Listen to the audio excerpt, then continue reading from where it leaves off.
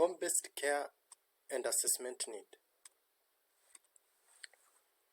Objective of the study: define term home-based care and assessment. Outline the process of home-based care need in the home care.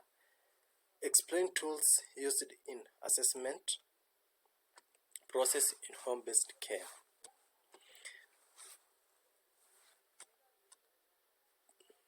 Process of home-based care and need assessment. It involves evaluating the needs, capabilities, and environment.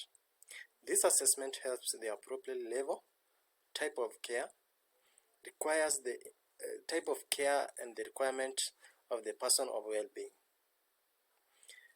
We have the general outline of the assessment process.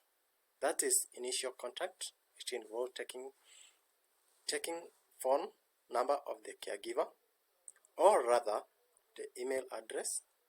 The person is also consulted before all the details are taken. We have the information gathering. At this point, relevant information about the person is noted down. For instance, medical history, current medical conditions, medical allergies, and specific care needs. We have the physical assessment. It's done to evaluate overall health status, including their mobility, range of notification, environmental assessment, the home environment also.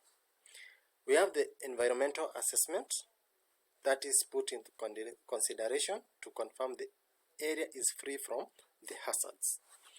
We have the functional assessment. At this point, analysis if the individual is able to perform the daily activities is checked through the close observations. Also, we have the social and emotional assessment. It involves consideration of social and emotional well-being. We have care plan development. It involves outlining specific care and supportive requirements, including medical management and therapy services. Ongoing monitoring and assessment. It involves further checking of the sick to ensure the effectiveness of the care plan. We have the tools that are used in the assessment process on home-based care. We have the standardized assessment form. This provides the structure framework to collecting the information about the individual, medical history, and the health processes. We have the physical assessment tool, that is healthcare professional may use tools like blood pressure monitoring, respiratory functions, and the body weight.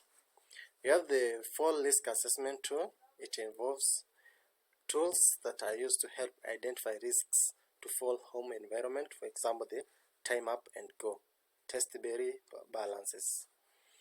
We have the functional assessment tool. Includes activities of a daily living scale, individual activity independently. We have an environmental assessment tool used to evaluate the safety and the accessibility of the individual home environment. This further to identify the potential hazards on the environment. We have the cognitive assessment tool.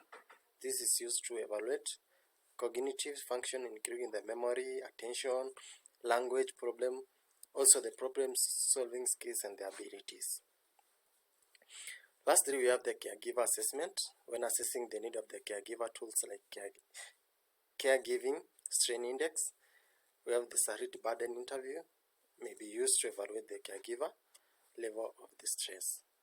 Point to note, it's important to note that the assessment process may vary on the specific home-based care provider, agency, and the healthcare system.